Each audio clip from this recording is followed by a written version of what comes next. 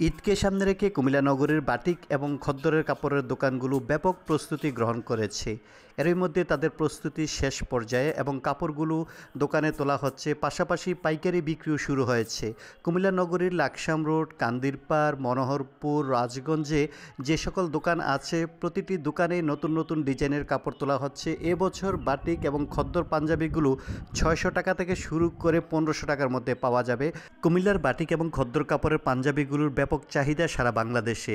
এবছর পাঞ্জাবিতে নতুন নতুন ডিজাইন আনা হয়েছে, যেহেতু কিছুটা গরম পড়বে, সেই গরমকে সামনে রেখে, সেই গরমের কথা মাথায় রেখে পাঞ্জাবিগুলো বানানো হচ্ছে এবং পাঞ্জাবিগুলো এরই মধ্যে সরবরাহ করা শুরু হয়েছে। রোজার ১-২ তারিখ থেকে প্রতিটি দোকানে পাঞ্জাবিগুলো ডিসপ্লে দেওয়া হবে, যদিও এর মধ্যে বেশ কয়েকটি দোকানে এই সকল পাঞ্জাবি ডিসপ্লে দেওয়া হয়েছে এবং বিক্রিও শুরু হয়েছে।